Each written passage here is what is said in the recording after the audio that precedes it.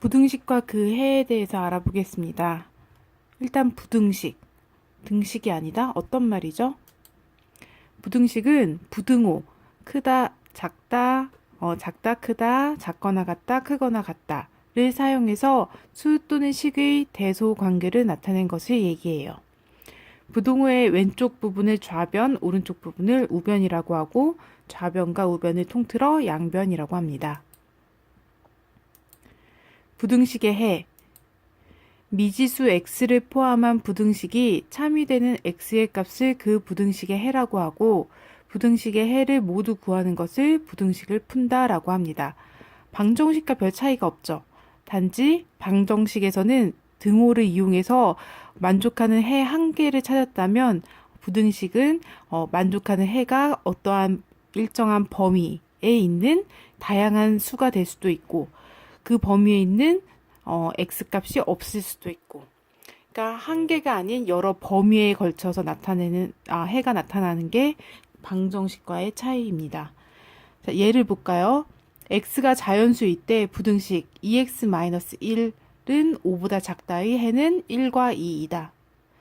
자, 1과 2를 넣었을 때 자연수니까 1부터 집어넣어야 되죠. x에 1을 넣었을 때 2 빼기 1은 1이니까 5보다 작고 2를 넣었을 때 4 빼기 1은 3이니까 5보다 작으니까 부등식에 만족하는 해가 됨을 알 수 있습니다. 부등식의 성질을 알아볼게요. 부등식의 양변에 같은 수를 더하거나 양변에서 같은 수를 빼어도 부등호의 방향은 바뀌지 않는다.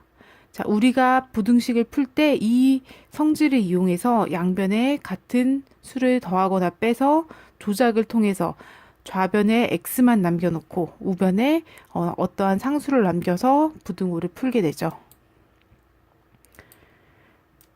그 다음에 부등식의 양변에 같은 수를 곱하거나 같은 수를 나누어도 근데 여기에서 중요한 거는 방정식과 다르게 양수를 곱하거나 양수를 나누어도 부등호 방향은 바뀌지 않는다는 거예요. 그럼 음수를 곱하거나 음수를 나누면 그때는 부등호 방향을 바꿔주면 되는 거죠. 부등식의 양변에 같은 음수를 곱하거나 같은 음수로 나누면 부등호의 방향은 바뀌게 되는 걸 알 수 있습니다. 1차 부등식. 부등식에서 우변에 있는 항을 좌변으로 이항하여 정리하였을 때 1차식이 0보다 작다 또는 0보다 크다, 1차식이 0보다 작거나 같다, 1차식이 0보다 크거나 같다 중 어느 하나의 꼴로 나타내는 부등식을 1차 부등식이라고 합니다. 1차 방정식과 다를 바 없죠.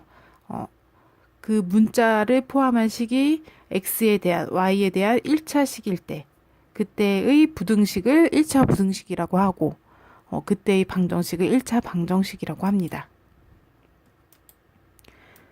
1차 부등식 x 플러스 3은 마이너스 2x보다 작다를 풀 때 우변에 마이너스 2x를 좌변으로 이항하여 정리하면 3x 플러스 3은 0보다 작다가 되므로 1차 부등식이고 부등식 x 플러스 1은 x보다 크다.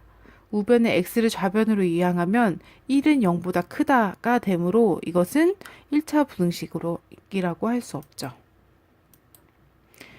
1차 부등식의 풀이 1차 방정식과 마찬가지예요. 하지만 단 주의할 것. 다른 건 다 똑같은데 x 앞의 개수가 음수일 때만 부등호가 바뀐다는 걸 염두에 두고 풀면 됩니다. 이항과 부등식의 기본 성질을 이용해서 그 해를 x는 어떤 수보다 작다, 크다, 작거나 같다, 크거나 같다로 나타낼 수 있을 때 그 1차 부등식을 풀었다라고 합니다. 연립 부등식, 두 개 이상의 부등식을 한 쌍으로 묶어서 나타낸 것. 연립 1차 부등식, 각각의 부등식이 1차 부등식인 연립 부등식. 자, 연립 부등식의 해. 연립 부등식에서 각 부등식의 공통인 해를 연립 부등식의 해라고 하고 연립 부등식의 해를 모두 구한 것을 연립 부등식을 푼다라고 합니다. 부등식 A는 B보다 작고 B는 C보다 작다의 풀이. 여기서 A, B, B, C의 순서대로 연립을 해야지 B를 건너뛰고 A, C, B, C의 순서대로 엮어주면 그거는 올바른 풀이가 될 수 없어요. 그래서 A는 B보다 작다, 그 다음에 B는 C보다 작다로 두 개로 나뉘어서 풀면 됩니다. 부등식의 활용. 부등식을 활용한 문제 해결 단계. 일단은 미지수를 정하기.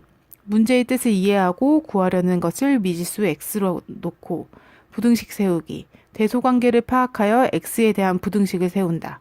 부등식 풀기. 부등식을 푼다. 확인하기. 구한 해가 문제의 뜻에 맞는지 확인한다.